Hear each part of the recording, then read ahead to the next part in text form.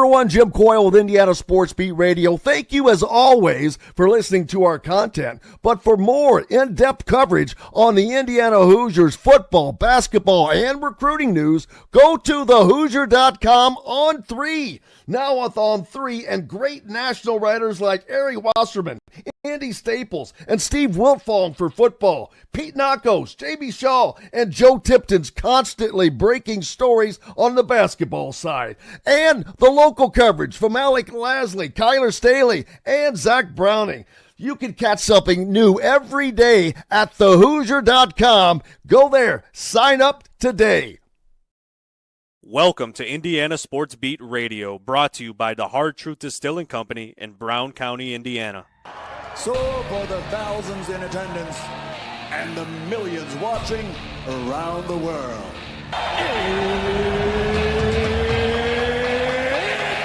Time! 3 on the way. Oh! It went in! It went in! And Indiana wins the ball game! Know your role and shut your mouth, you jabroni! Float game for the win! Ayla's gone! Goodbye, touchdown, Indy! Woo! IU! America! They got a football team now! Pretty simple. I win. Google me. You know that I'm the cream of the crop. Oh. Now, from the Hard Truth Studios, here's Jim Coyle.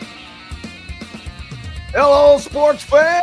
Welcome aboard to another edition of Indiana Sports Beat Radio. Jim Coyle with you as always on this Wednesday. Grateful to have you no matter where or how you're listening, whether it's on one of our great radio station affiliates like 97.7 ESPN, WREF, The Ref in Evansville, always the right call, or up in the region on the voice of the region, 1230 AM, 104.7 FM, WJOB, and in Fort Wayne on Fort Wayne Sports Station.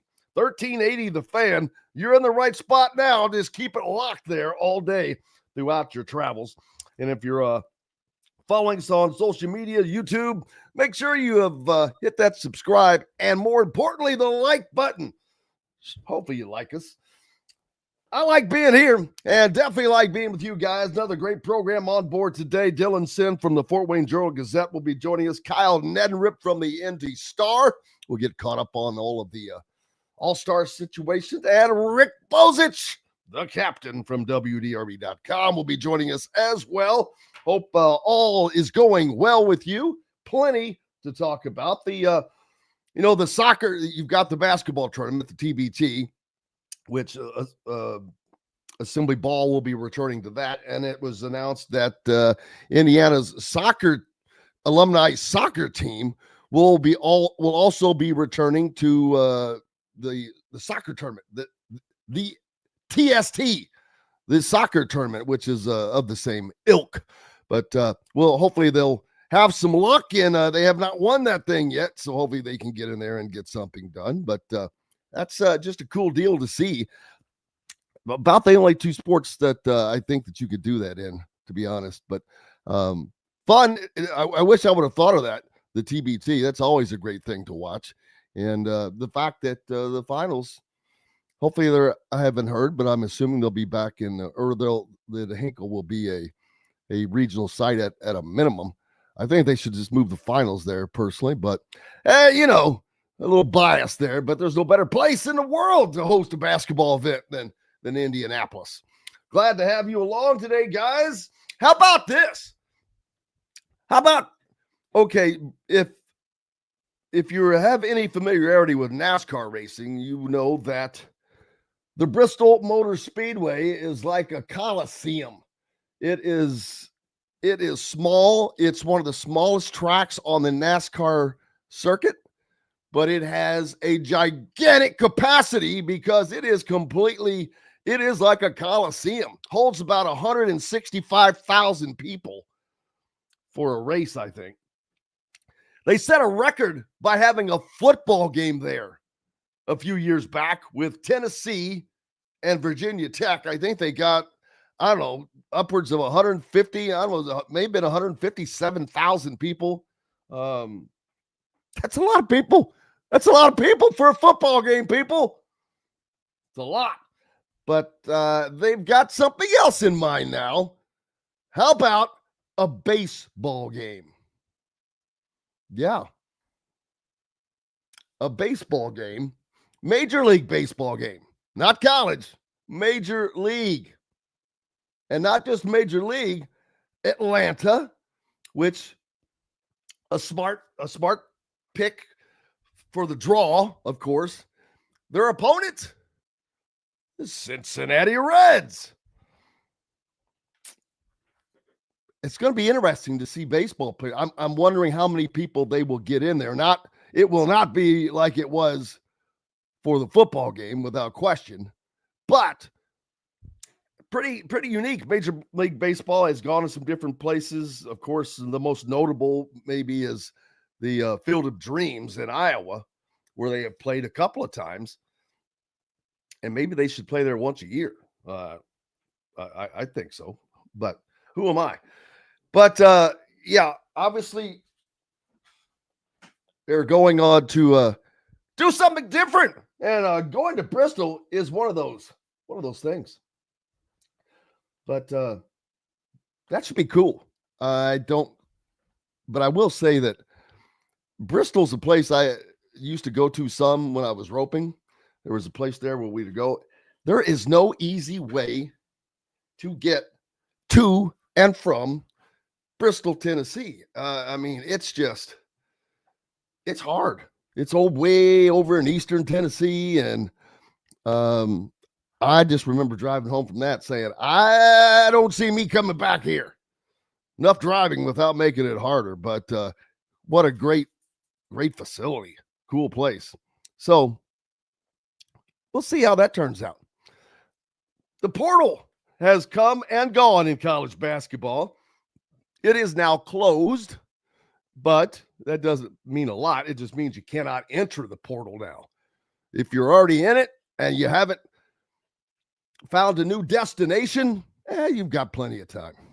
You've got all the way through school starting to when you can get into a new school. But that stat that I read, I think it was yesterday, talking about that potentially, was it 70%? That couldn't be right. My memory is not that great, but I remember reading that stat and I was shocked at how many potentially would not find a home. But you have to enter the portal unless you get a great deal done from where you are. And there's other reasons that lead you to stay. And because a lot of times money is not it, man. Money is not the end all be all, although it is important. You certainly don't want to make the big screw up mistake that Nico Iamaleava, whatever his last name is, and from what I've been told, his father see, that's what happens. You get people sticking their nose into something that just don't know what the hell they're doing. And what do? You screwed it up. If that is true, he cost his son more money than he's probably ever made in a lifetime. Wouldn't be surprised, because he cost his son about $1 million at a minimum. At a minimum. Might have been able to get a little bit more than that too, somewhere else, but they not only did they kind of screw themselves by how they acted towards Tennessee, trying to renegotiate after an agreement, and then to quickly be able to go someplace else, that just doesn't sound right. It's just a little weird there. And to go to a place that is known to have NIL problems. I just find the whole thing, I don't want to say funny, because it's not really. It's sad for the kid if he was a victim of that. But hey, you live, you learn. But going forward, what is the likelihood that kid is going to stay at UCLA? Now, that's somewhat not fair, because you can say that about a lot of people right now, a lot of athletes. Hell, you could say that of almost about every athlete, if you want to be honest. But my point there is, let's say he does go someplace next. Who the hell wants to talk with that guy? I wouldn't. The first thing I'd say was, leave your dad at home. If you want to talk to us, leave your dad at home. We have no desire to talk to him. Oh, okay, bye. Very simple. There's enough out there.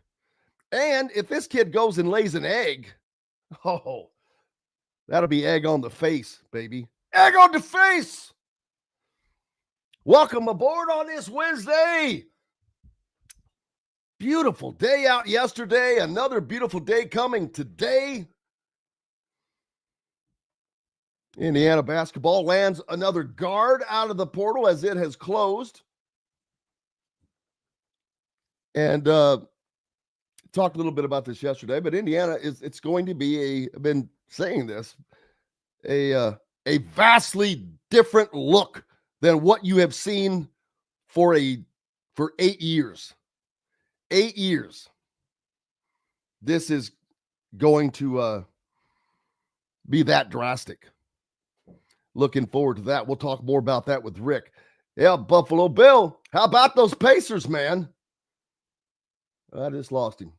He said they're getting it done. 2-0. That's right. Wasn't Damian Lillard back? Wasn't all that chirpy, all that talking last night? Or, I mean, the game before? Wait till I come back. You were back. But we'll see how the Pacers do it. Now they've got to go off to Milwaukee now, I believe, right? At least you get to play back-to-back games in the playoffs in the NBA. You've got some guys that are leaving and going to the NBA, the NFL. Cooper Flagg has confirmed that he is not coming back, no matter how much Duke fans would like for him to. We are going to hit our first break. Glad to have you along for the ride on this Wednesday from the Hard Truth Distilling Company studios. Make sure get out and visit Hard Truth over in Nashville, especially. Man, this is a perfect day for that. Sit out on the beautiful patio or go there this weekend, listen to some live music, enjoy some Hard Truth, whether it's in a glass or coming from someone's mouth. And that I meant words coming from the mouth, of course. Glad to have you along. Back with more from the Hard Truth Distilling Company studios right after these messages.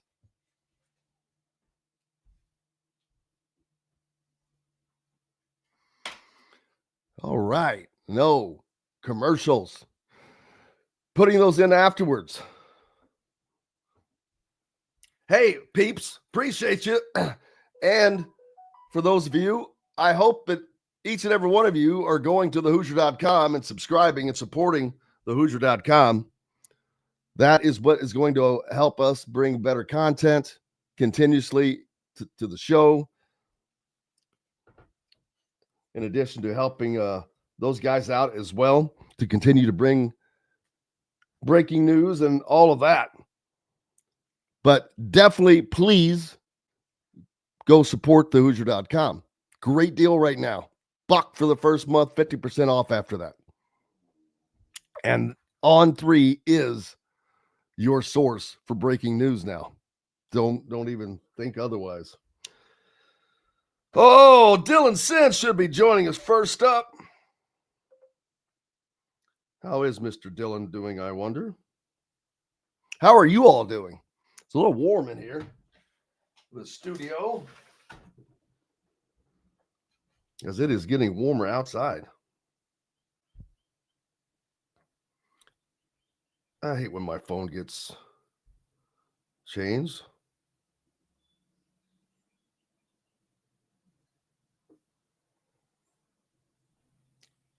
Was this about today? Whoo! Wow, is it warm? All right.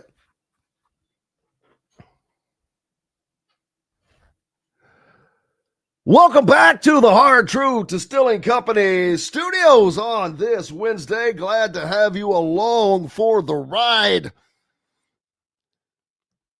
As the college basketball portal has come to a close, the football portal open for the remainder of the week. The Chicago White Sox, our buddy Rick Bozich, who will be with us later in the program, diving back into the NIL game. The franchise announced this year's roster of Chi Sox athletes. 2025 season marks the White Sox fourth year of the initiative, which puts a spotlight on athletes from the Chicago area through NIL deals. Notre Dame linebacker Drake Bowen and Michigan State guard Jeremy Fears Jr., now are new to the Chi Sox athletic program, along with Miami volleyball libero Anna McClure, Northwestern forward Nick Martinelli, and Michigan cornerback Jair Hill. Other newcomers include Western Michigan's defenseman Zach Sharp, Minnesota dancer Maddie Verselli, Western Michigan gymnast Hannah Milton, and Creighton forward Owen Freeman, St. Louis forward Robbie Avila. Isn't that Mr. Goggles? Formerly of Indiana State. Indiana football center Pat Coogan, former Notre Dame guy. Notre Dame midfielder Berkeley Mensick and Minnesota hockey forward Abby Murphy are among the returning players, the Chi Sox athletes. So congratulations to Pat Coogan, Indiana center, a guy they picked up from Notre Dame. Robbie Avila, who's perhaps better known as nickname Kareem Abdul-Jabbar, was among the group to throw out a ceremonial first pitch during the 2024 season. He's a Southside Chicago native, grew up a White Sox fan, and which is not necessarily a requirement to be a Chi Sox athlete. Kind of funny. But he spoke with On 3 about what it meant to step onto the mound. That would be cool. Moments before his pitch, between the game of the White Sox and the Orioles, having moments like this, being on a professional field like that with a crowd that you sat and watched all the time, I'm just blessed, Avila said, while standing behind home plate just prior to his pitch. I'm ready to have some fun. Good stuff. Yeah, I've never thrown out a first pitch, but I don't see you always see the pressure that people are, oh man, and they always say, don't stand on the mound because you've never stood on a mound, and it's different. So most people stand in front. I wouldn't. I would stand right in the mound, right there, and I don't see any reason why you could not deliver a strike, baby. I don't care. Pressure, what pressure? What pressure? Derek says, with the Kentucky Derby quickly approaching, he watched the Race for the Crown documentary on Netflix last night. It was pretty good. Yeah, the Kentucky Derby. You want to talk about around the corner? A week from Saturday. We'll be down there. It's like we'll be at Indianapolis for the 500. Now, the difference between Indy, you've got the month of May that goes on at Indianapolis, and down at Churchill Downs, it's got about 2 weeks of stuff. So it's in gear down there right now. Mornings, it's kind of a cool deal if you can get out there. Dawn at the Downs, you can go and breakfast and go out back to where the barns are, watch the horses run, getting their early morning workouts in. Andy says that IU is in communication with a kid from Greece. His last name is Avadalis, a 6'8" point guard, similar to Yakashonis from Illinois of last year, Michigan, Utah, and others teams are talking with him. Communication and getting it done. We'll wait till they get a little closer. Michael says that Dawson Garcia should go overseas to get a basketball job. Yep, Pacers 2-0 in the playoffs. How about that? Heath asking, isn't Sunseri the former IU quarterback guy at UCLA now? Yes, he is. And yes, he will be working with this Nico Amalieva. That's what I'm going to start using. I forget. Man, I wish I remember who gave him that nickname yesterday. Nico Amalieva. Yes, but that is Tino Sunseri. That is UCLA's offensive coordinator. So he'll have that to work with. I don't know how good he really is, though, to be honest with you. I haven't heard people just raving about him. And if he was a difference maker, you would have thought Tennessee, although I wouldn't have liked to renegotiate either, you would have at least given it some consideration depending upon his talent level. And the fact that they gave it 0 is either just taking a stand, which Josh Heupel was portraying it to be, or he's not that kind of a difference maker. And you hope that you can get what you need out of the portal, because Tennessee only has 2 quarterbacks right now, I think, with that dude leaving.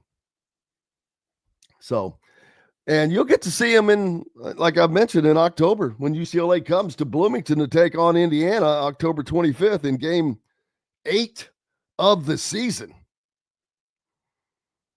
What will Indiana's record be at that point? Man, last year I had it nailed. 1, 2, 3, 4. Boy, that opening game against Illinois and to start Big Ten play, that is not easy. That is not an easy. You got him at home. Illinois is a team that is going to be vying to play in this college football playoffs next year. They've got their quarterback back.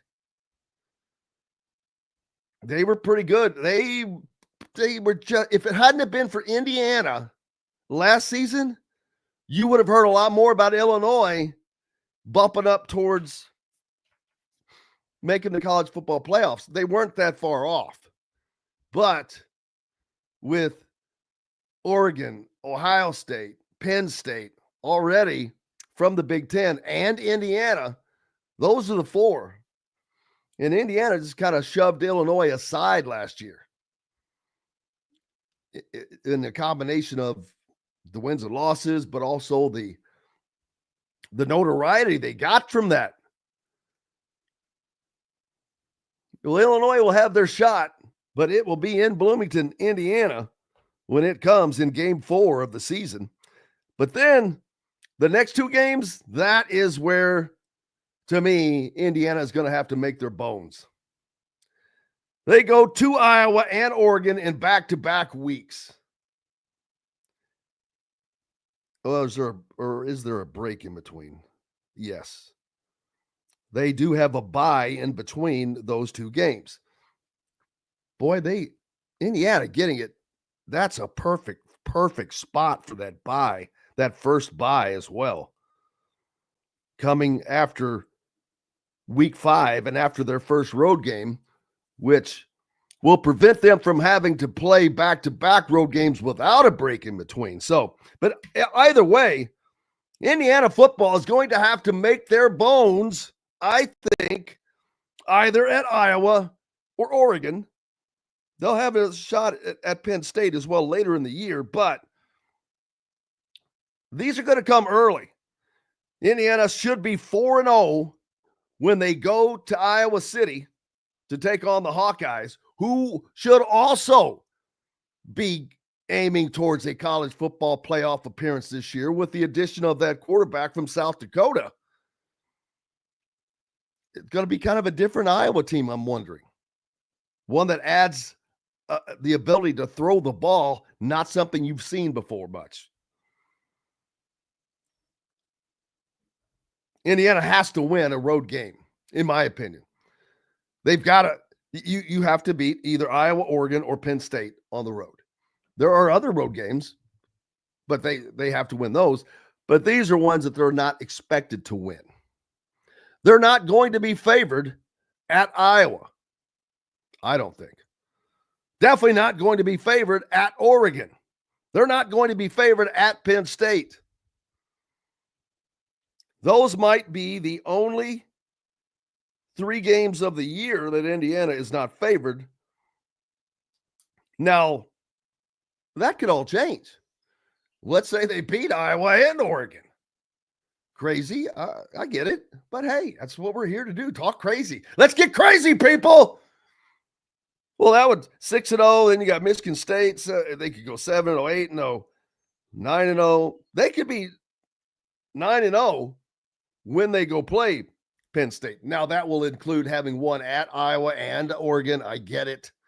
Don't get excited just yet. But I'm just saying, I don't think that they would be favored. I just don't think they're going to be favored at Iowa, at Oregon, or Penn State. But I still think they need to win. They have to win one of those games if they have dreams of going back to the college football playoffs next season. That's no doubt. Have to win one of those 3 games. And if you do, then I think you're fine. There's no way. If you're 10-2 with road wins at Maryland, at Purdue, at Oregon or Iowa or Penn State, you're going to be fine, in my opinion. We'll see how that works out, but I truly believe that to be the case. But it's time to step up.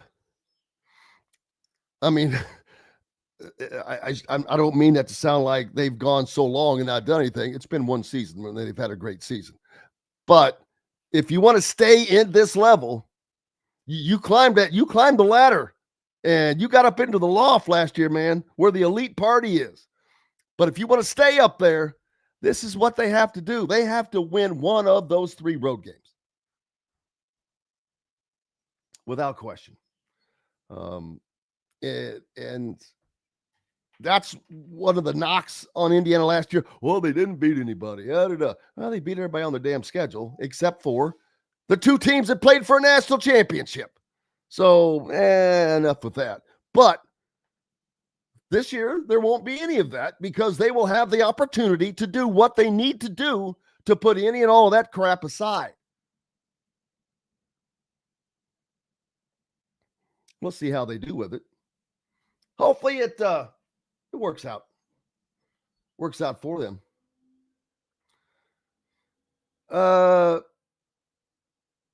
Mike says he still thinks that Darren DeVries will go after yet another guard and a couple more wings. Well, he has to go after wings because they don't have many. And you only need probably 2 more bigs. And the rest, I don't know why you'd go after another guard. They have plenty there, but you need 2 more bigs and the rest wings, forwards. Guys that are, I think he's going to like a lot of guys that are 2-3, 3-4s that could play either of those that are kind of interchangeable. A lot of guys that are 6'7", like Tucker DeVries, to be honest with you. You know, Tucker DeVries could probably play. Well, I know he can play the 2 or the 3. At some points, he could possibly play the 4 if needed, depending upon this offense that is running. I think you're going to see more of positionless basketball for Indiana. We've seen it with a lot of other teams. It's starting to morph. Not everybody does this, though. Not everybody. I mean, that's not what you see at, say, Purdue. Matt Painter is still pretty traditional. He's got his bigs. He's got his set position pieces. Although Trey Kaufman-Renn is an unusual. I don't really call him a 5. He's not a 5. He's a 4, and a pretty damn good one. But he does most of his work on the inside. And that's fine if you have guys like Braden Smith, Fletcher Lawyer that are knocking down the shots, or whomever else. You can play that. That's something Indiana hasn't had. They haven't had. See, if they would have had guys that could knock down shots, you can play with. You can win a lot more with guys like Trace Jackson Davis, who were Umar Ballo, who are anchored around the basket. If you have the other guys that can do what they can't, that's fine. But Indiana hasn't. It's been the feast or famine. Well, that's going away. Not going to be there anymore. It's going to be interesting. I know that Purdue will be picked to probably win the Big Ten next year, without question, because of the core they have coming back, the amount of the players that have stayed, that core that has been there the whole time. I don't think you ever see this again. 3 guys of that stature that play 4 years together. That's the last of that run. I really believe, because it's too enticing now. The opportunities are too available. And Purdue is just one of the few teams that has still been able to stay out of the fray, so to speak. But I think that too is coming to an end. I've said it many times. It doesn't matter. Matt Painter I don't think he'll be able to keep guys as we get later on into this. Now, that's all a big part of that also, though, is the type of guy kids he's recruiting that are maybe they're more likely to stay without leaving. We'll see. But I just don't think that is going to last even for Purdue. It will be interesting to see which direction Matt Painter goes once these guys are gone, starting with next season. Joe says Ballo is maybe his least value player ever. Yeah. Russell says Purdue is good enough to overcome athletic teams. I think they're not good enough to overcome athletic teams. That's why they will never win a national championship. Well, even as good as they may be next year, they're not going to be a national championship caliber winning team. You have to have NBA level talent, and not just level.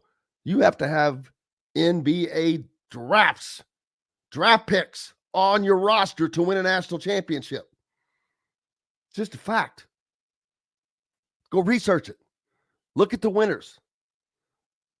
Go back. I don't know how many years back you can go that each team that won had an NBA one. I mean, most have multiple, but a minimum of one. I couldn't tell you how long it's been since a team did not have an NBA first round. Is Indiana the last team back in 87? It's not that far back, is it? Surely not. But I know that Indiana has some picks off of that team, including Steve Alford and whatnot, but none were in the first round to my knowledge. So IU also the last team to win a national championship. Names on their jerseys. Coincidence? Yeah. I truly believe that is nothing but a coincidence, because most teams have the names on their jerseys now, and Indiana just hasn't won.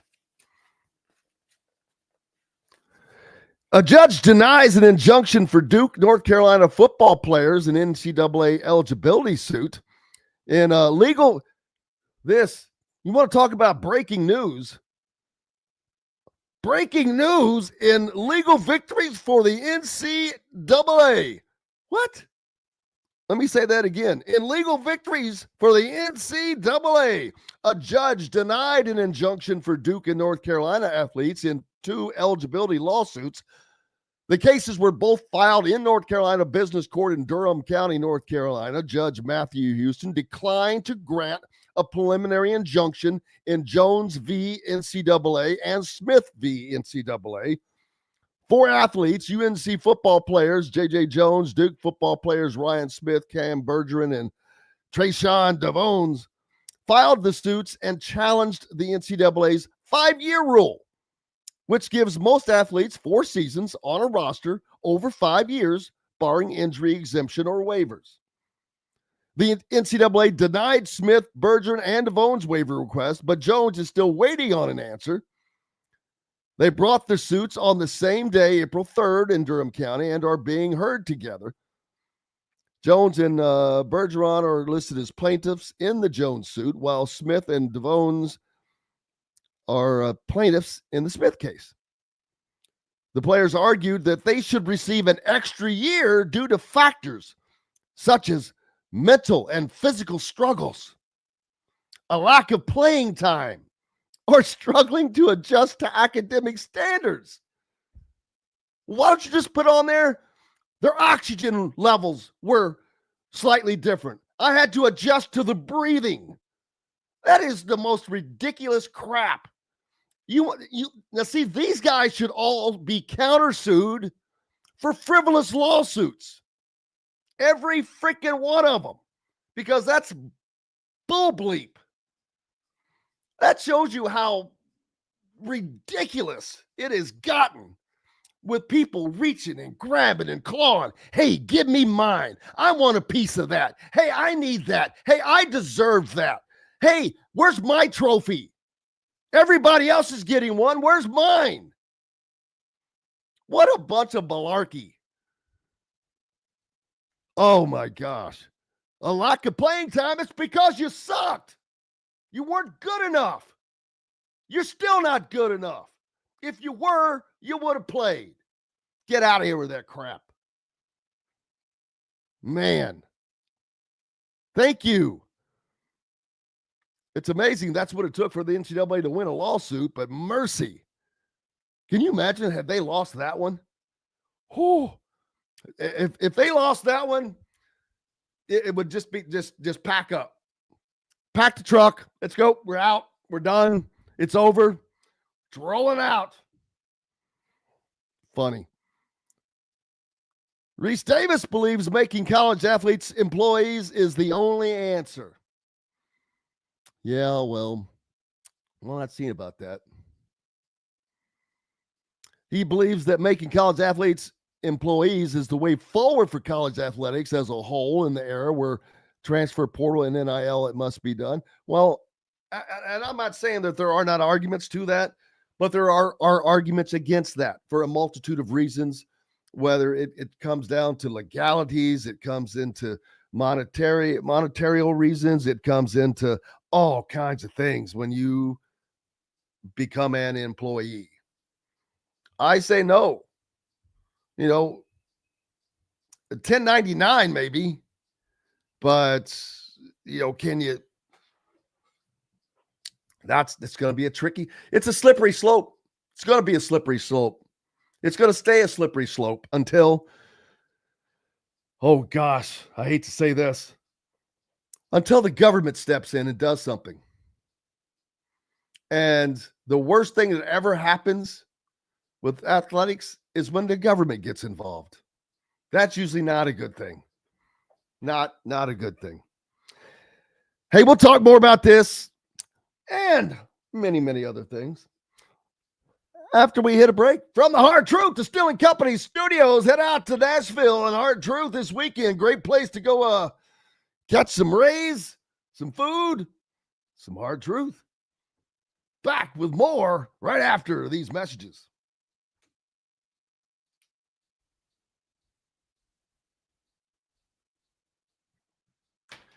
Yay, yay. Hey, hey, my. Rock and roll will never die. Don't forget, go to thehoosier.com right now. You're not doing anything. You're waiting on us to come back from a break. Right now, go to thehoosier.com. Sign up. Do it for me. I would appreciate you so much. Seriously. I'm not going to stop. I'm going to go grab another cup of Joe. Well, it's kind of hard to do, I guess. I can't really leave you all behind. That really kind of stinks. I didn't think about that. Maybe next time I will add a commercial just so I can not worry about adding it in later. Let's see. I will do that right now. How's that? And then I can go grab a cup of Joe. How about them apples? At Ben Davis Chevrolet and Ben Davis Ford in Auburn, we're your one-stop shop for all of your automotive needs. We have the area's best selection of over 300 vehicles, including new cars, trucks, vans, and SUVs. Plus a huge selection of pre-owned vehicles in stock. And if we don't have what you're looking for, we'll find it for you. We also have top-of-the-line service and parts, plus a collision repair center, and we're competitively priced on everything. For sales, service, collision, parts, and more, we do it all. Come see us today or visit us online at BenDavisChevrolet.com and BenDavisFord.com. Whether it's a night out with the family, after work with colleagues, or catching the game with friends, Bubba's 33 is the place for you. Bubba's 33 offers a mouthwatering menu of selections that are all made from scratch every day. The portions are big, but the prices are small. And with over 50 big screen TVs, you'll never miss the big game. Bubba's 33, pizza, burgers, beer. If you're looking for a new home in the Indianapolis area, you need Cheryl Sizemore from Brick and Ivy Realty. Cheryl Sizemore has over 2 decades of experience, and that could be the difference in getting the home you want in today's tough housing market. Reach out to Cheryl at CherylSizemoreSells@gmail.com or 317-701-0838. That's 317-701-0838. Let Cheryl Sizemore sell or find your new home today. Located on 325 acres in beautiful Brown County, Indiana, Hard Truth Distilling Company is the biggest and the best craft distillery around. While Hard Truth is already known for producing internationally awarded whiskeys and spirits like Hard Truth's sour mash bourbons, sweet mash, and hard road ryes, as well as their cinnamon vodka and the always popular toasted coconut rum, Hard Truth Distillery offers so much more. With a full-service restaurant, ATV, and distillery tours, as well as live music, you can spend an entire day at Hard Truth Distillery while making your entire family or group happy. And that's the Hard Truth. Hard Truth products are available across Indiana, as well as many other states. So no matter where you shop, if they don't carry your favorite Hard Truth product, tell them you want the truth, the Hard Truth. Hard Truth Distilling Company encourages you to enjoy all of their products responsibly and to never drink and drive. Welcome back to the Hard Truth Distilling Company studios on this Wednesday. Glad to have you along for the ride as action continues to happen in college football, college basketball. The basketball portal is come and gone now. It is closed. Those that are in it, and they're fine until trying to find a new place until school starts, basically. Football portal open until I think this Friday. Indiana making some headway already with a couple of defensive player pickups. You know, yesterday I talked about the defensive lineman they picked up from Kent State, the former teammate of CJ West. Now they have added a transfer linebacker, Kellen Wyatt, to the defense, which is exactly what they were looking for. That was the biggest pieces going into this portal were defensive. Brian Haynes needed a couple of pieces to fill in, to pick up where his defense left off last season as being one of the tops in the country. And he seems to be adding just the very pieces that he needs. Indiana football landed its second spring commitment via the transfer portal this week with the additional Maryland transfer linebacker Kellen Wyatt, a 6'2", 262-pound linebacker out of Glen Burnie, Maryland. committed yesterday to Indiana. He played linebacker. Wyatt played linebacker at Maryland a season ago. He's expected to play along with the Hoosiers defensive front in the 2025 season. So moving him, shoring up that D-line, man. Sounds pretty tasty. Shoring up the defensive line with a guy that played linebacker. That means he's athletic. He can move.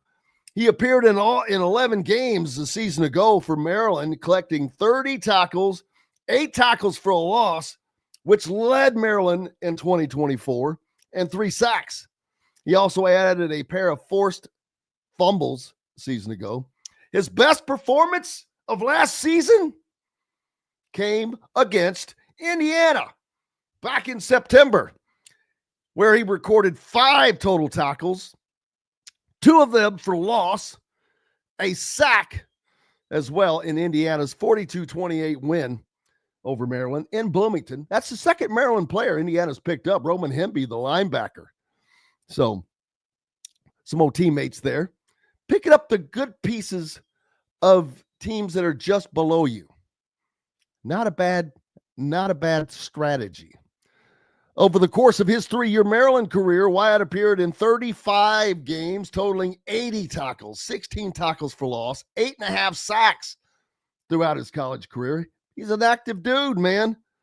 That's the kind of player that you add that means something, that does something.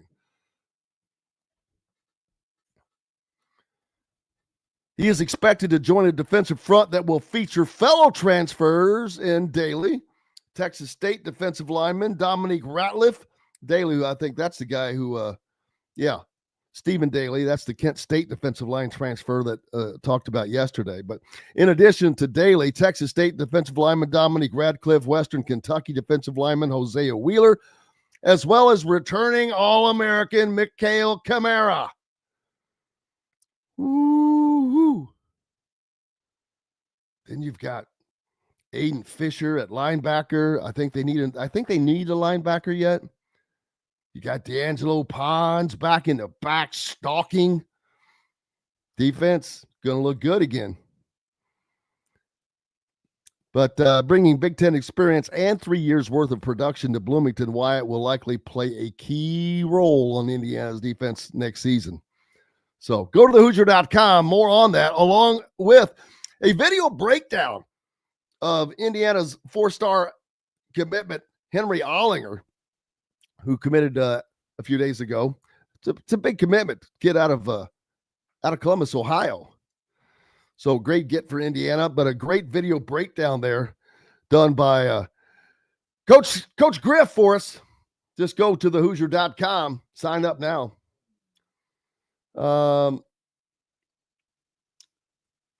Not sure who is somebody's talking in the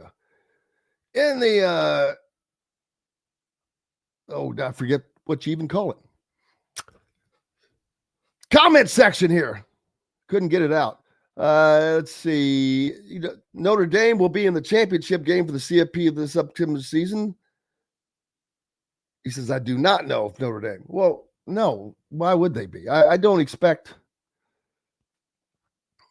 I don't know what Notre Dame is going to be like just yet.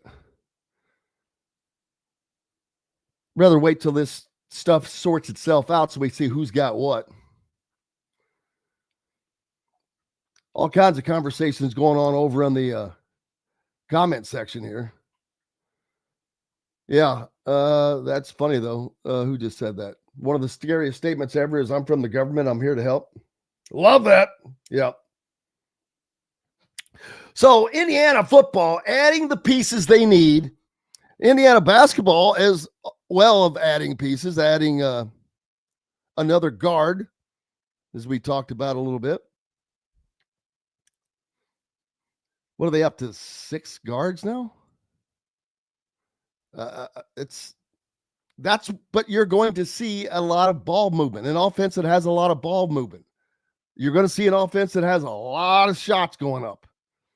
And the majority of them are not going to be from 2 feet from the basket. Not going to be 2 feet from the basket. And to have that many weapons, it's a luxury. Not everybody's going to be on every night. Sometimes somebody gets on a heater, baby, and you ride it. You just ride it. But Indiana, they've got to add some bigs, which I'm not telling anyone anything they don't know. Of course, that is what is on the wish list. What are they getting in Drayson Drake? After landing yet another guard transfer from Drexel. He joins Connor Enright, Tucker DeVries, Reed Bailey, Lamar Wilkerson, Josiah Miles, and Tayton Conaway as players the Hoosiers have picked up via the transfer portal this season. So what is that? Drake is 1, 2, 3, 4, 5, 6, 7. They've got 7 via the portal. You've got Trent Sisley, that's 8. So you still have, you can add up to 7 more players. Now, that gets you to 15, and do you necessarily have to have 15? You're going to need it for practice players. Now, those last 2 guys are probably not going to see court time, but you still need the bodies. So they still have 7 spots to fill. And with Reed being a big boy, you need to add 2 more bigs. Yeah. And then wings. And then you just go wings, man. Those 6'7" Unitarian guys, utility type players that can play anywhere from the 2 to the 4. It's you can't think of traditional basketball with a point guard and the shooting guard only, and then a small forward, and then a power forward, and then a center. That's kind of being homogenized. A point guard can be freaking 6'5". He can be a combo 1-2. The 2 can be a 2-1. Or the 2 can play the 3 or the 4, which it's really becoming homogenized, which is great because it allows you to do more things with the same players. 5 Lefts thinks that Indiana needs 2 more freshmen. Well, that is not what I was looking at. I don't understand why that thing jumps like it does. Anyway, 5 Lefts says that, there we go. He thinks that Indiana needs 2 more freshmen. I would imagine that's a good point, too, because everything is focused on the portal right now because they've got to get this roster filled. And while freshmen are probably needed for the future, it's not what is at the head of the wish list right now. But it's something that still needs to be gotten done. And there's a timing issue on that. Those guys, I mean, how many solid freshmen are out there yet that have not committed anywhere? That's a great question that we'll talk to with Kyler Staley. We'll get him on tomorrow and talk some hoops. Who are some of the top uncommitted freshmen? I would imagine there aren't that many left. And if that is the case, do you just go out and get some guys to be bodies? The danger in that is, well, I guess you can always run them off. Hate to use that term, but it is what it is. We've got to take a quick break. Lots more coming up from the Hard Truth Distilling Company studios. We're back with all of it and more on the other side following these beautiful messages. Located on 325 acres in beautiful Brown County, Indiana, Hard Truth Distilling Company is the biggest and the best craft distillery around. While Hard Truth is already known for producing internationally awarded whiskeys and spirits like Hard Truth's sour mash bourbons, sweet mash, and hard road ryes, as well as their cinnamon vodka and the always popular toasted coconut rum. Hard Truth Distillery offers so much more. With a full-service restaurant, ATV, and distillery tours, as well as live music, you can spend an entire day at Hard Truth Distillery while making your entire family or group happy. And that's the Hard Truth. Hard Truth products are available across Indiana, as well as many other states. So no matter where you shop, if they don't carry your favorite Hard Truth product, tell them you want the truth, the Hard Truth. Hard Truth Distilling Company encourages you to enjoy all of their products responsibly and to never drink and drive. Ugly Grouper, located on beautiful Anna Marie Island, Florida, is the place to be, and not just because they have unforgettable meals, including locally sourced seafood. The Ugly Grouper has your favorite craft beers and cocktails, along with live music every day. The Ugly Grouper is family-friendly, able to host private parties, and has the biggest grouper you've ever seen.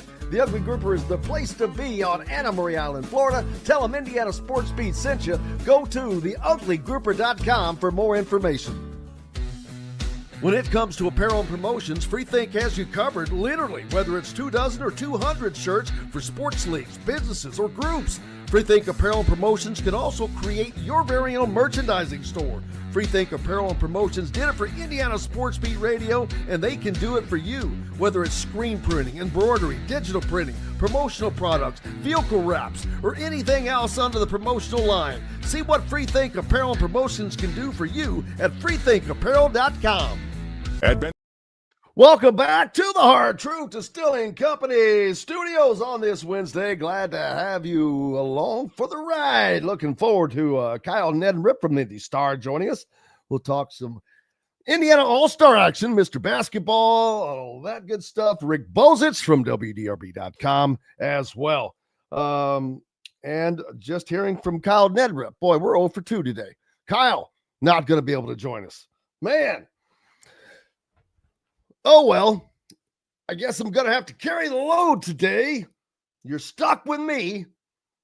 And I guess there's worse places you can be, but I couldn't think of one for you. I apologize. Just kidding. Hope everybody is making it just fine, enjoying this beautiful day. But what was I just talking? Oh, yeah.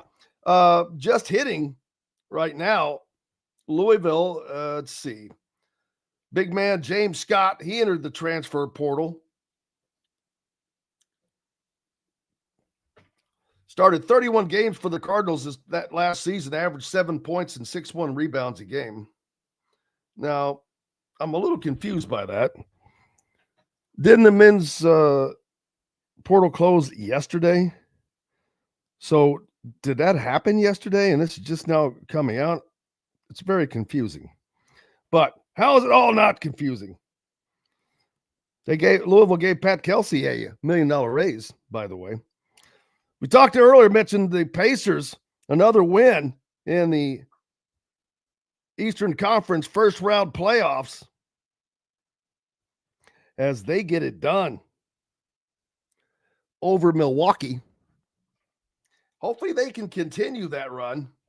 Now they have to head up to Cheese Heaven and see what they can do. What they can do. In Milwaukee, you had Damian Lillard that'll be back on the rise. Do they lose both games in Milwaukee or do they lose one? It'd be curious to see. I think that, man, can the Pacers get back to the finals? Can they? Yeah, they can. Do they get back to the finals? It's going to be interesting to see. This series is a little different. There's an animosity continues to rise. If you've seen it, it's been kind of chippy. The other night, Lillard got a technical off of the bench he was not even dressed. In there chirping. If the repeated verbal altercations and the assessment of double technical fouls in each of the first 2 games between Milwaukee and Indiana did not fully convey how acrimonious things have become, Pacers guard Tyrese Halliburton made sure to leave no doubt. We don't have to sit here and act like it's any secret Halliburton said after the Pacers took a 2-0 lead in the Eastern Conference first-round series with a 123-115 win over Milwaukee on Tuesday. We don't like them. They don't like us, and that's just what it is. And I think they live for this. We live for this, so I could not care less. I'm out here just trying to help my team win a game. The latest installment of the Bucks Pacers was just as unfriendly as many of the other recent games involving the teams, as things figured to remain heated as the Bucks return home, desperate for a win, down 2-0 in that series. In game one, there was an altercation involving Halliburton and Damian Lillard, who was on the bench, as I mentioned, for that game, but returned to action last night.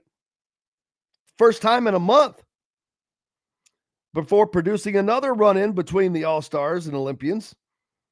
Another tense moment when Milwaukee's Gary Trent Jr. and Indiana's Pascal Siakam wrestled over a loose ball, with Siakam hitting the floor hard.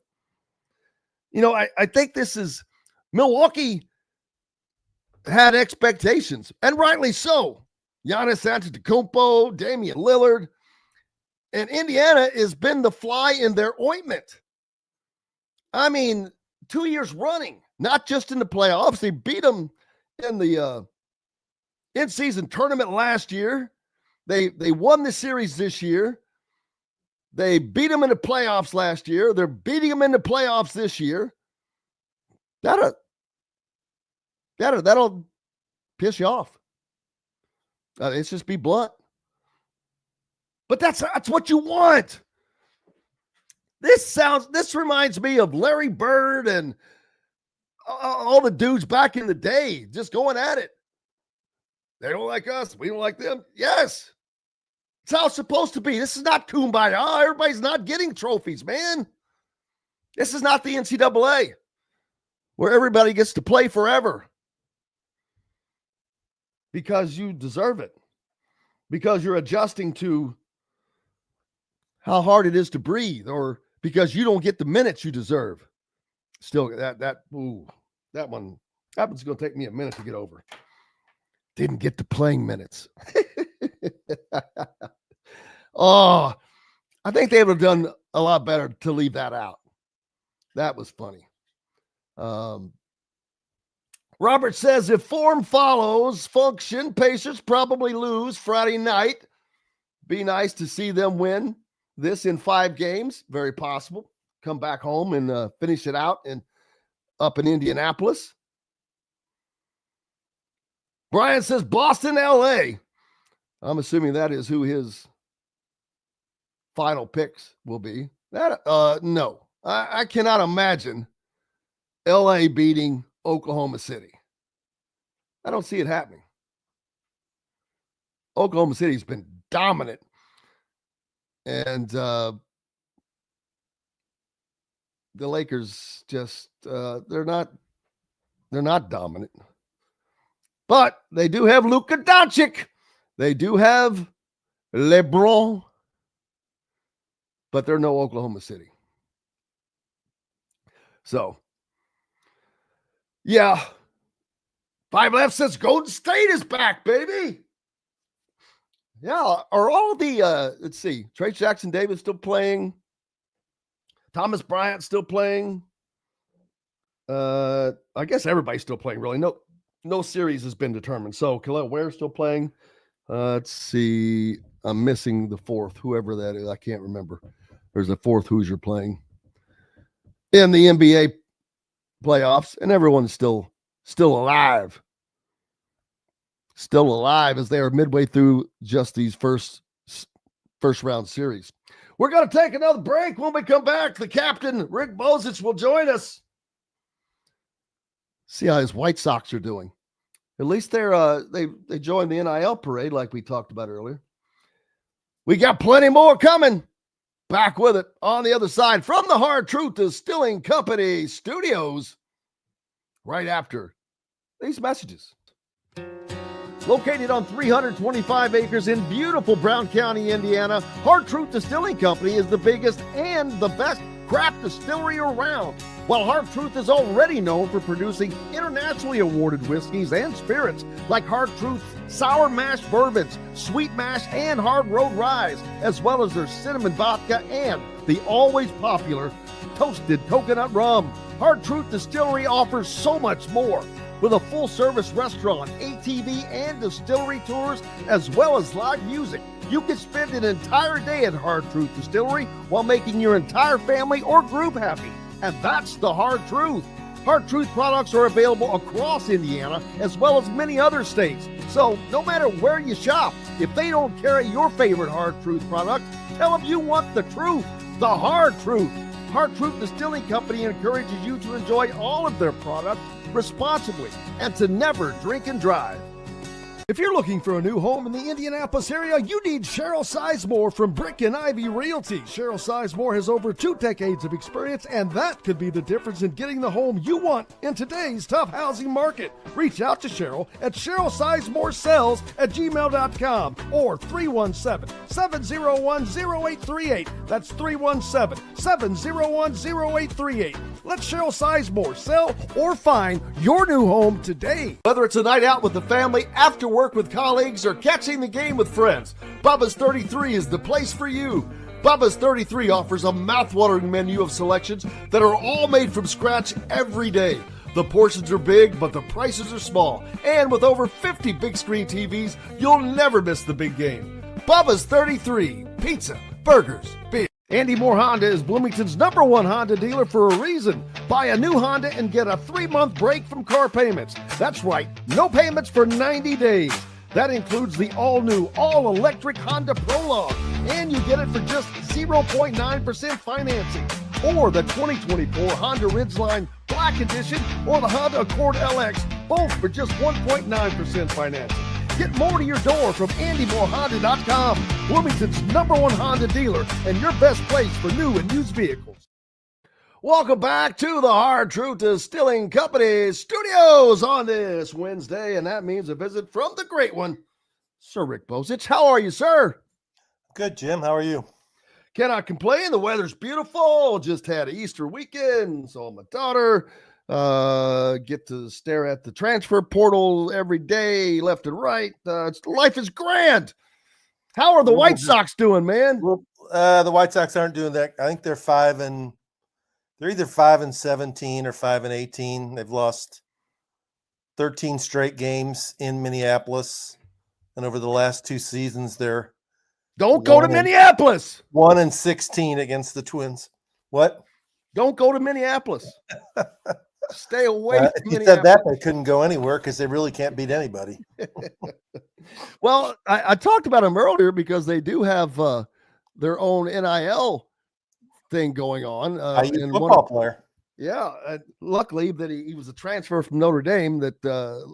But also he's Chicago area. But yeah, Pat Coogan on the White Sox NIL, they're a class, so that's kind of a cool deal. I don't know what does that do for those programs other than endear them to fans.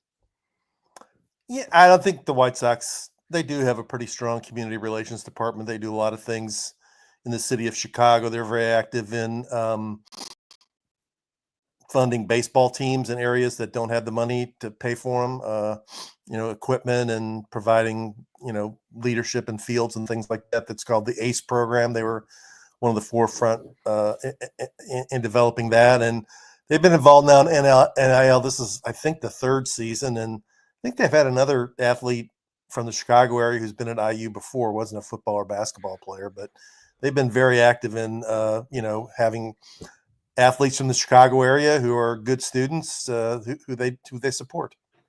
Yeah, they done a great job. It's good to see that, especially in a way that it's not just NIL crap, because there's so much that goes along with NIL that is not good, like the Nico, I don't know how to say it, Iamaleava, but someone nicknamed him yesterday, I'm a leaving. They nicknamed him Nico, I'm a leaving, and I like that. It was a trade, really, because didn't their quarterback at UCLA end up at Tennessee? Yeah. Forced him out, and then he ends up at Tennessee, probably. And I wonder, did he end up getting more money than Nico Amaleavin got? because he took a big reduction, apparently. I wish we could find out how much money some of these guys are getting. So far, that hasn't happened in the NFL or NBA or MLB. For some reason, the contracts usually become public knowledge almost immediately, but we haven't got to that point yet in college sports, but we'll get there. Why is that? Why are they so secretive to that, do you think? I don't know. Maybe the players don't want it out there, or I know they don't want it out there, schools don't want it out there, or the groups that are giving them the money don't want other people knowing they're, giving them the money. I don't know. I don't know the answer to that. But I just don't know how long you can go, though. It's such a new kind of development money that we haven't got to that point yet. I mean, it's still that was our first holdout. We're just getting going in this stuff. Oh, and that did not go well for him. Nico? No, I mean, he left a team that was in the playoff last year to go to one of the 5 worst teams in the Big Ten, which doesn't come close to filling its stadium. And, is probably the 17th most popular thing to do in Los Angeles. Not very important. Financially, a big, big loss, because not only did everything I read said he has taken a 7-figure hit in that. Now you add to the fact that there's no state income tax in Tennessee, and in California is what, 115%? One of the highest in the country for sure. So yeah, I mean, he overplayed his hand. There's no doubt about that. And at this point, now it's up to him. If he's going to actually make real money in the NFL, he's got to prove that he can be a player. And it's going to be harder to do at UCLA than it was at Tennessee. Caleb asking, does Rick know where Travis Perry is going? I don't know where Travis Perry is going. That broke last night. He wants to go somewhere where he's going to play. I said, half kidding and half serious, that I think he should go to Indiana. Because Matt Painter recruited the heck out of him when he was in high school, and Lawyer and Smith will be seniors, and he could come in and get a decent amount of minutes as the third guard, and Painter lets his guards run the show and shoot. And it'd be payback for Kentucky taking Kyle Macy back in 1976 or whenever it was. Yeah, it's going to be interesting to see. That's how much of a blow is that to Kentucky? I don't think it's a very big blow. It's a blow to the fan base because he's an in-state kid who is the all-time leading scorer in the state. And, that never happened. They hardly ever recruit right. in-state kids. Very rarely. Richie Farmer, Josh Carrier, Reed Shepard, Rex Chapman. There have been a few of them, but he's from Eddyville, man. He is from. That's where the state prison is, right? But aren't the colors of the town blue and white? Oh, he's a big Cat fan. They've overbooked the flight, though. They got so many players that I think he looked at the roster and said, I'm going to play less this year than I did last year. And if you watch Kentucky this year, he got very few minutes in the NCAA tournament. And Owa's coming back. They've got a kid who was a freshman last year named Caleb Chandler, who's actually 2 years older because he was going to go to BYU and did his mission time. And he started getting more minutes than Perry at the end of the year.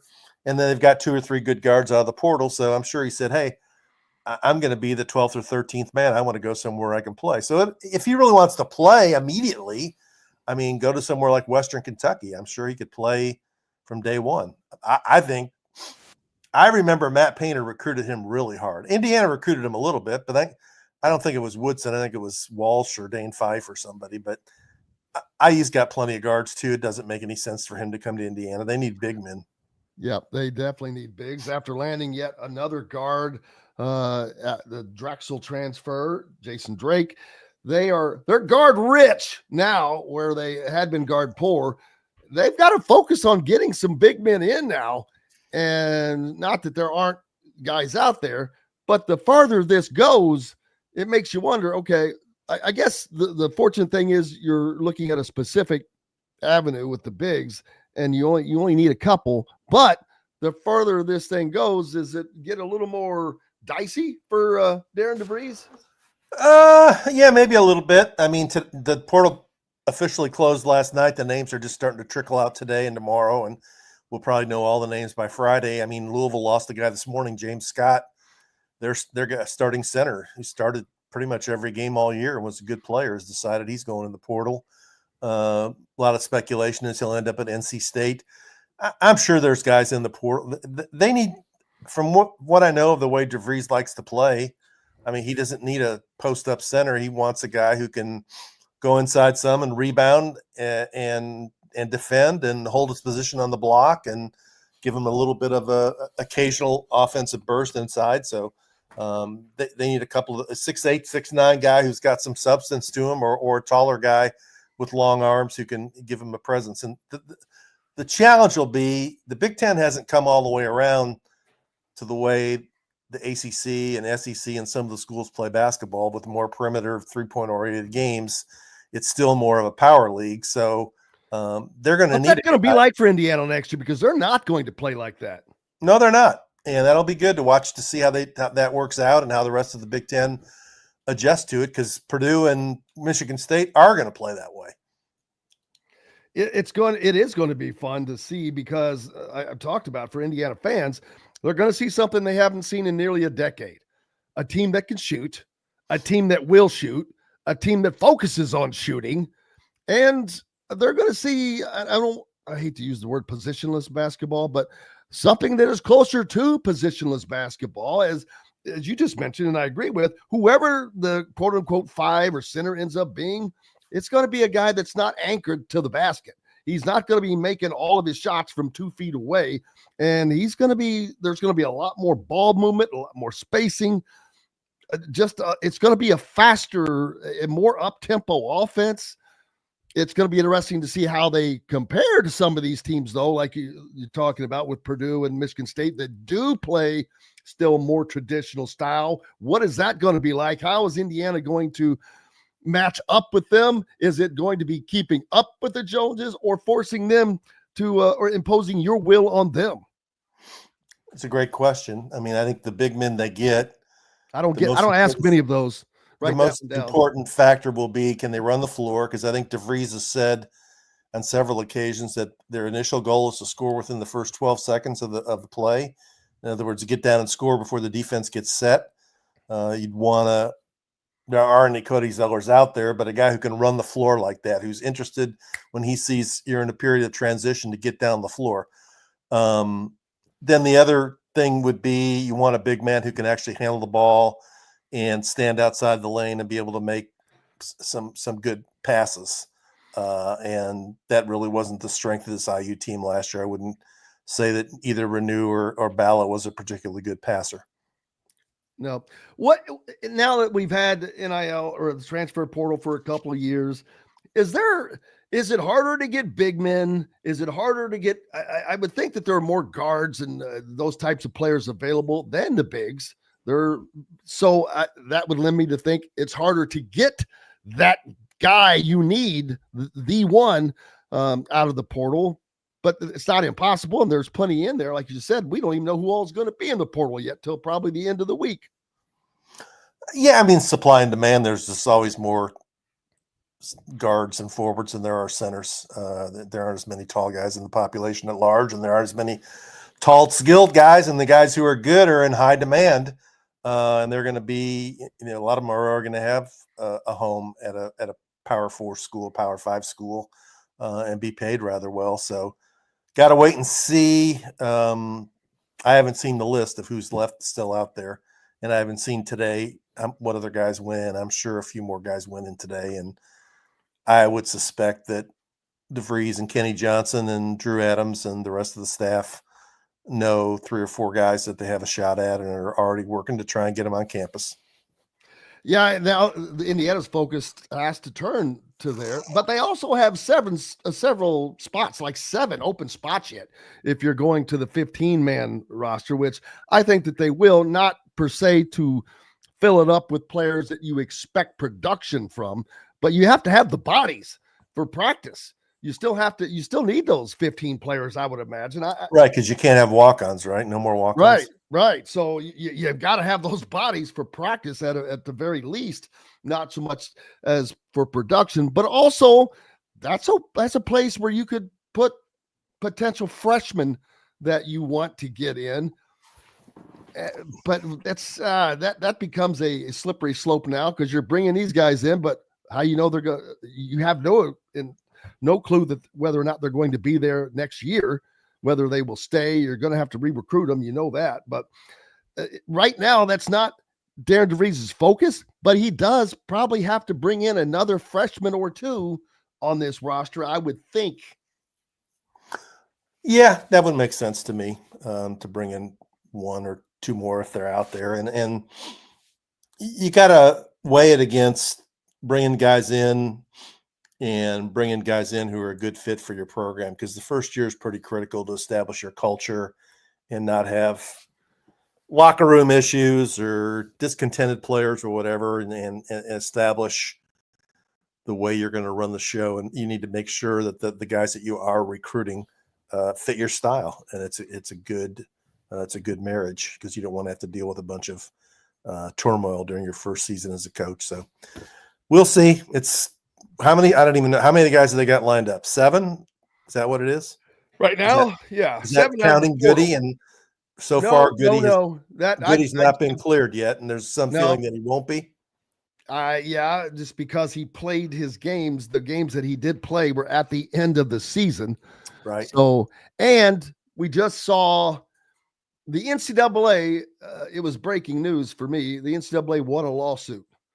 I'm like, wow. Wait, stop the clock. The NCAA, well, it was the guys, the student athletes from Duke and North Carolina that were suing because they felt their 5-year eligibility rule, it's not fair. Some of the reasons they gave, it just made me laugh. One of them was not enough playing minutes.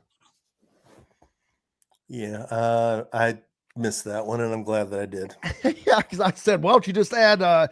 It was hard. It was all kinds of ridiculous reasons that the suit should go through, and they had everything there, but the difficulty adjusting to the oxygen variance in their new home or something ridiculously dumb. I mean, they have come up, though. I said at the time, I go, all 4 of those guys should be countersued for frivolous lawsuits. That was just baloney.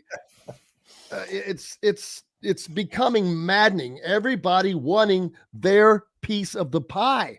And if you didn't get your playing minutes, you probably weren't good enough to play. So that's life. Yeah. When is the people in college going to be faced with the reality of life, real life? Because living in that NCAA life of bubble is not real.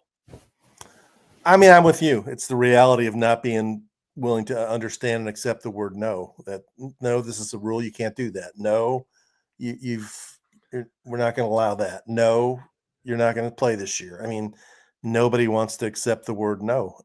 And that's what's helped create the system that we have right now. And I mean, the viewership was up during the tournament. I just wonder whether among some fans at some point they're going to be turned off by the way this is all unfolding. And it's not a good topic for me to talk about, because I mean, growing up under the other system and watching what players used to do in terms of waiting their turn and developing and getting a little bit better every year. And you could watch a guy and say, man, you watch him over his career and say, Greg Graham, man, when he came in, he was this, and then he was great. And then, I could mention it a lot at Kentucky, where, Tony Delk was a good player. Anthony Epps, there's one. He barely played his first couple of years, and then he became the starting point guard on the national championship team. Russ Smith at Louisville almost left 1 or 2 times his first year. And by his senior year, I mean, he has bags packed in the hallway, and somebody talked him out of it. If the transfer portal would have been here, he would have been gone. He leaves as one of 5 players ever to have his number retired at the University of Louisville. We're not going to have those kind of guys anymore, and it's not important to people. It's important is that the players have the freedom to go wherever they want and do whatever they want. And I think it's gone too far in one direction. I do. Oh, there's no question about that. And then now it's, how do you get it back? how do you reel that I don't back? think It's you like trying to can. put the toothpaste back in the tube. It's one of those things that people are still looking for the answer and the way to do that without no question. And it has to reach. It's just like the stock market correction. There has to be a correction at some point, one would think, because people don't like, the only people that love this are the players who are making that big And money. their which agents. and the agents, they are really starting, I think, to become a problem. I'm wondering how many of the agents are behind things like that ridiculous lawsuit of the Duke and North Carolina players, and the Nico Iamaleava. Was that his dad, his agent? Who caused that? Somebody caused that. And if it wasn't his dad and it was an agent, I'd sue that SOB for $1 million for what he's going to lose, because he is going to lose $1 million. Well, again, the difference between this and real professional sports is that in the NFL or the MLB or the NBA, agents have to be certified. And that's not the case in college sports. There's no certification process. A lot of the guys do go to agencies that have certified agents, but a number of them don't. And I've heard these stories from multiple coaches that a player will come in and agree to a deal, and then, a few months later, whether he hears somebody else got a deal or he's performed well and thinks he deserves more, that the agent will call the coach and say, well, we need more. It's like, we just agreed to this number a few months ago. It's like, now we need more.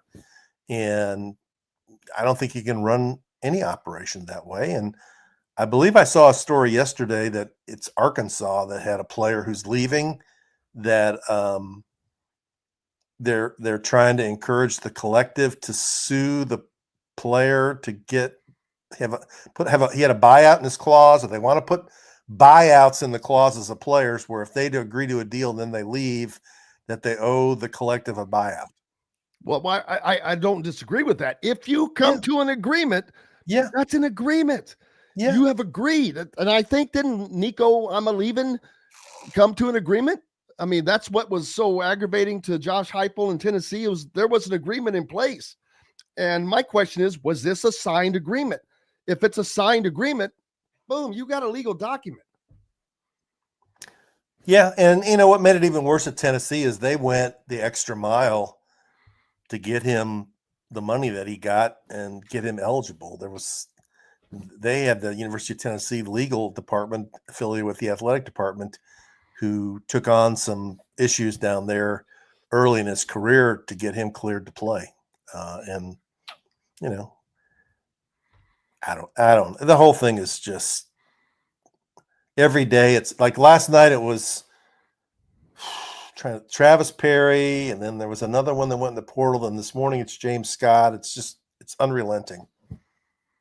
Yeah, it never stops. Rick Bozich from WDRB.com with us here at Indiana Sports Beat Radio from the Hard Truth Distilling Company studios. Back with more on the other side after these messages.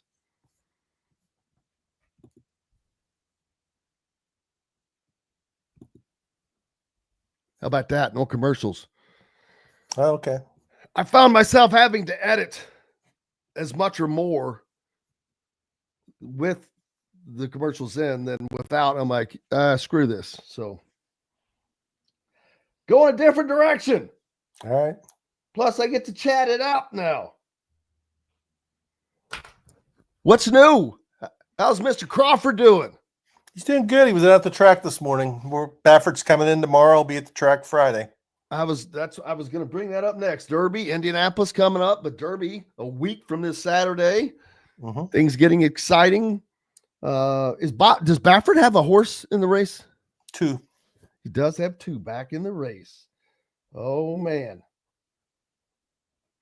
What if his horses that get drug tested? No, they're going in the portal though. Is this his first time? He didn't get to run last year, right? When he suspended? First Derby since 2021. Oh, wow. Oh, wow. Sat out 3 of them. Now, wasn't his choice? I know a lot of it wasn't his choice. He was so Churchill Downs prohibited him from running. Huh. Well, you know what? Wasn't Mike Krzyzewski got away with it? Bill Self got away with it. I have no proof, but I'm fairly certain John Calipari got away with it. If you ain't cheating, you ain't trying. All right. Did you go to the IU spring football game? I did. How was it? Offense looked good. Fernando quarterback looked legit. Oh, absolutely. They're not. There's no drop off. Not only will there be no drop off on offense, I've said this all along, even before I saw him. I think they're going to be a better team. And someone else said that yesterday that has a lot more experience than I do. But I'm like, yes, I've thought that all along. We'll talk about that here in a second. As a matter of fact, I'll just come back. Welcome back to the Hard Truth Distilling Company studios on this beautiful Wednesday. Rick Bozich from WDRB.com with us. Could not be happier. Rick, let's see, spring football over. In the break, we were talking about IU football. They look good in their game. Fernando Mendoza, there's no drop-off at quarterback for Indiana. As a matter of fact, I think that it might be an uptick, not because he is per se better than Curtis Rourke, but he definitely has more mobility. And not that I'm suggesting he needs to be running with the ball, but to escape the pocket, to keep a play alive, to make a play. He has that ability. He has deep throw ability. He can hit the deep ball. Indiana's offensive line has been upgraded. You've added Pat Coogan, the guy we were talking about earlier. You've added a tight end. They've added a few. They get was it Drew Evans back. So I think that they've upgraded things on the offensive line. The running backs room is very solid. And watching that game, man, Kalen Black, he had a 47-yard burst up the middle, like he was shot out of a cannon. Boom, and he was gone. Roman Hemby and EB from UAB showed they're very good out of the backfield catching the ball. Didn't get to see a lot of the deep routes. Omar Cooper was not available, I believe, or was it? No, Omar Cooper was. Surratt. Touchdowns. Elijah Surratt wasn't available. But, yeah, I think that the offense is going to pick up right where they left off and maybe a little ahead. Defensively, they picked up some guys in the last few days out of the portal, filling in the pieces that they need for Brian Haynes. The defensive line was a great benefit for Indiana's defense last year, one of the top 10 in the country. C.J. West off to the NFL, most likely. His former teammate at Kent State, one of the guys that has come in, and then they land a former linebacker of Maryland yesterday who's probably going to play on the line. So they're looking pretty good, I think. And I was talking about earlier, Indiana is I can see them being 10-2, but that means they have to win a game at either Iowa, Oregon, or Penn State. And to make the college football playoffs, though, they have to win one of those three games. You cannot go 0 for 3 there and go back to the college. I mean, 9-3 would be a great season, no question. It will not get you in the college football playoffs, even from the Big Ten, if you do not beat one of those three teams, unless your name is Alabama. Then you might still get in. But we'll have to see. Are they going to have the guaranteed 4 spots? I mean, that won't change for this upcoming one. The only thing that might change is the seeding, which I cannot believe we're even saying might. That has to be a given that changes because of the ridiculousness that we all saw that was. And I think that the committee saw that and everything. So I think that happens. It's just going to come down to the SEC and the Big Ten, stretching, flexing, and getting their 4 automatic qualifiers, which I kind of hate that because you're giving a lot of it away, guaranteeing to people who may not deserve it. As shocking as it was last year to see the SEC have teams that didn't deserve to be in. Alabama, to me, did not deserve to be in over some of the teams and rightfully did not get in, although it caused all this consternation from SEC, from Mr. Gregg, who, the SEC should probably have all 14 spots in his eyes, if truth were told. But it's going to be interesting to see how it goes. Yeah, and the most interesting thing I've seen from IU is when they see needs, and they saw 2 needs on defense after the spring game, they targeted several guys and they closed the deal quickly. And that's the sign of a coaching staff that I think is on it and efficient and has something to sell. That's 2 guys who started at Maryland last year who decided they'd rather play at Indiana.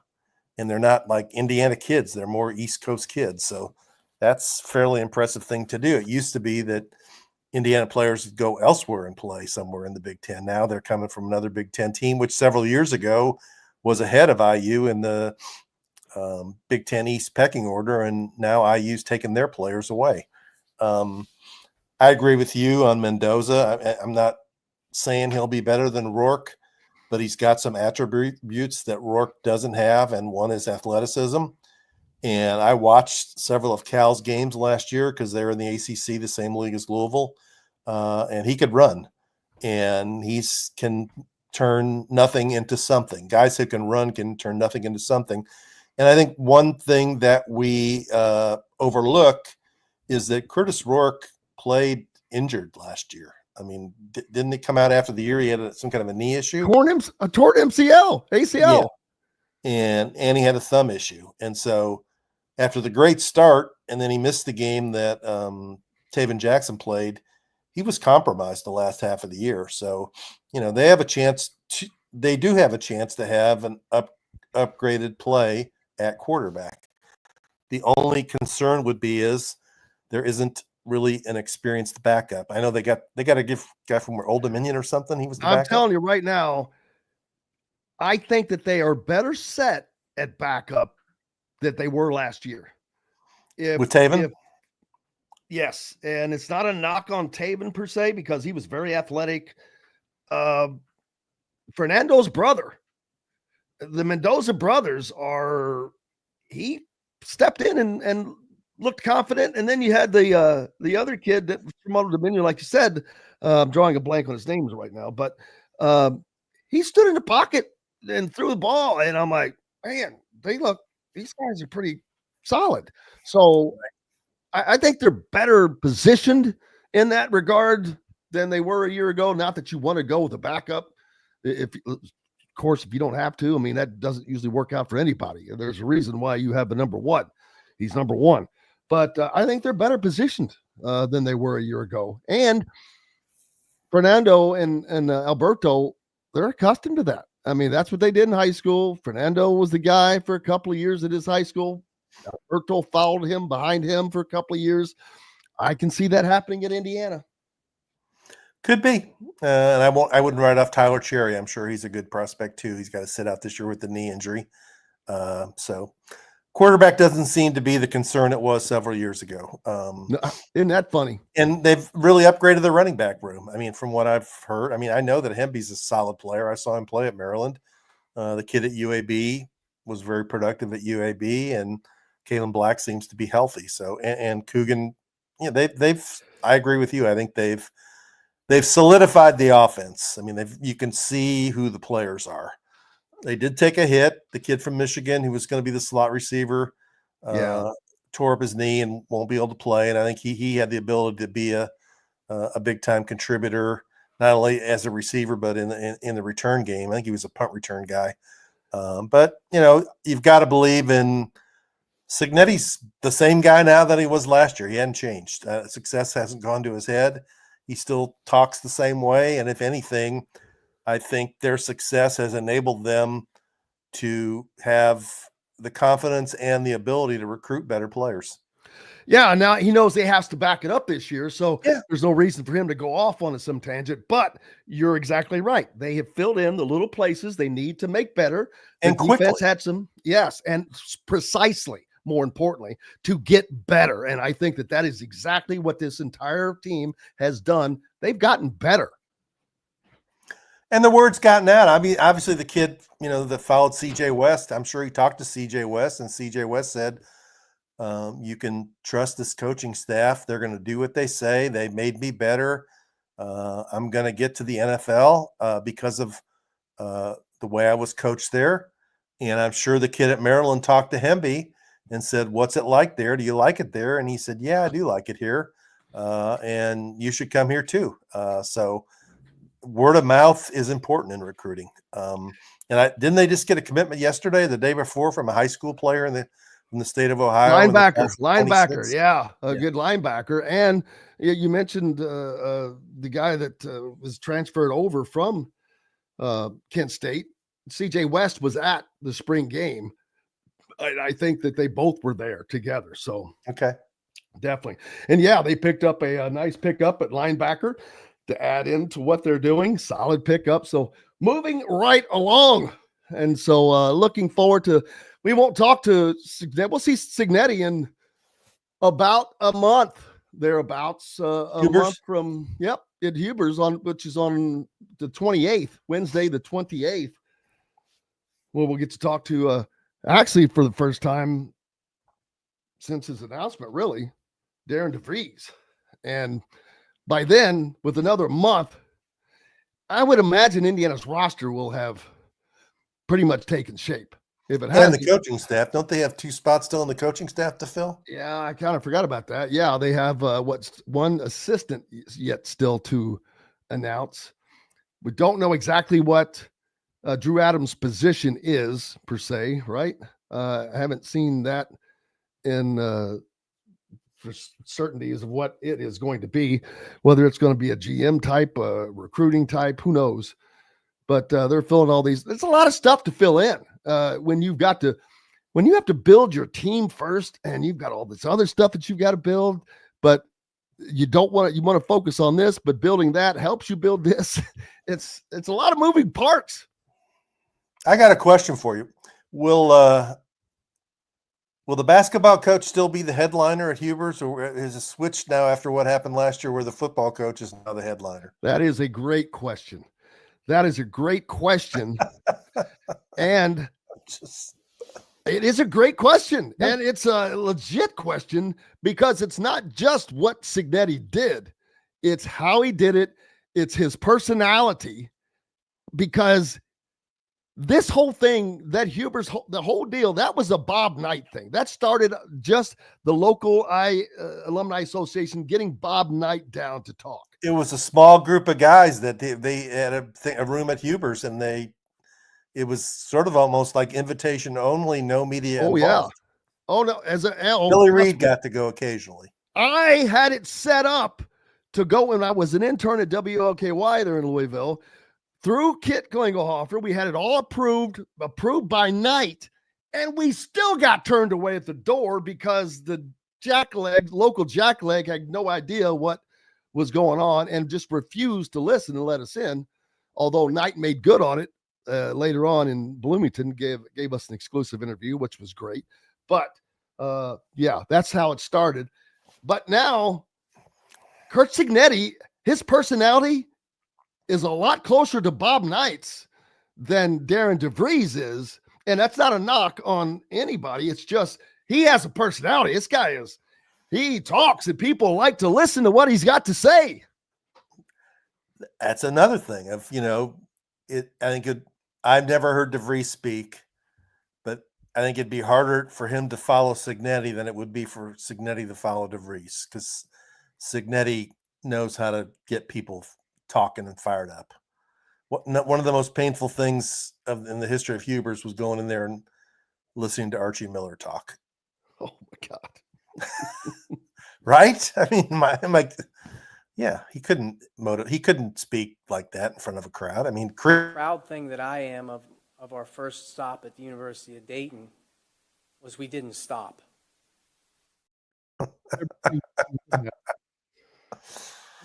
Man of many words, Lil Rhodey. So I'll be curious. I hope Terry Morin comes too, because she's got a lot to talk about.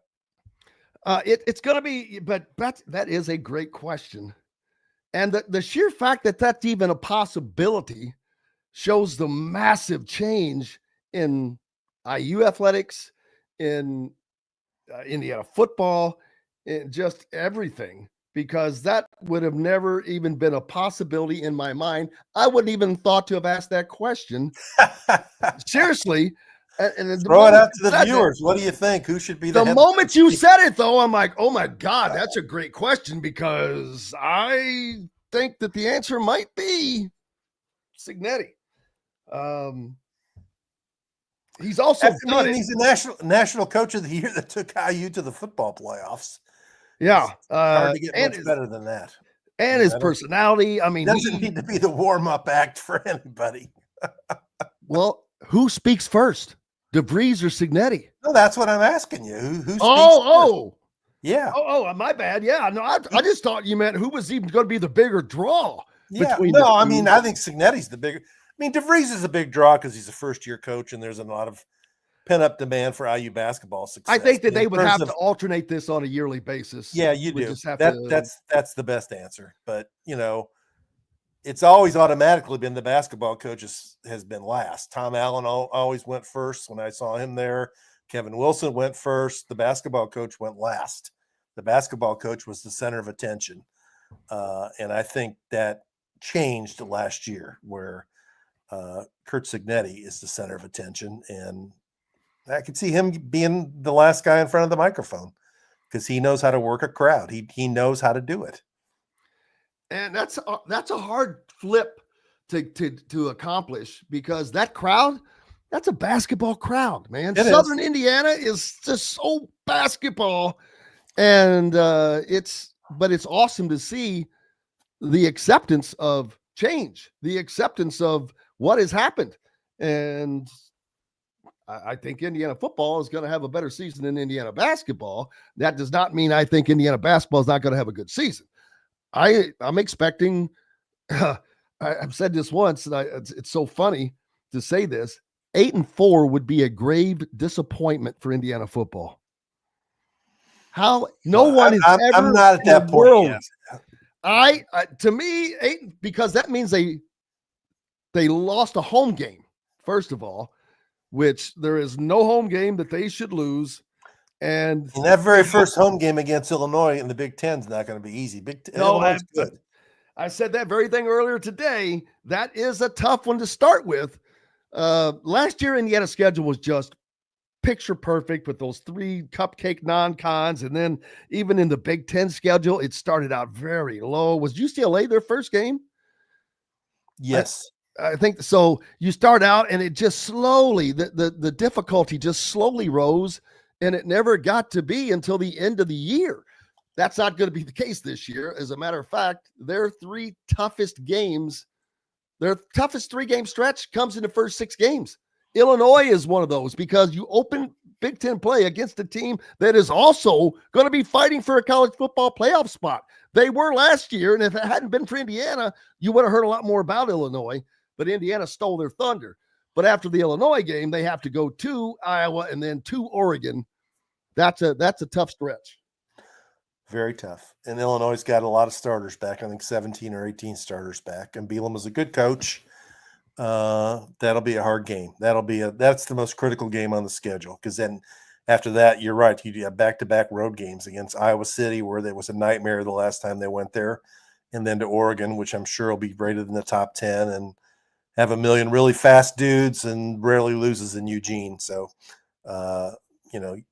you don't want to go 0-3 in that stretch. No, you can't. But that Iowa game, that's a game that is really that jumps out to me, because I think it's their best opportunity to win a valuable road game. Mm-hmm. But it's still going to be tough. I don't know how good Iowa's going to be. I mean, I know they're going to be good. They've got a quarterback that came in from South Carolina that can throw the ball. We haven't seen an Iowa team that throws the ball much.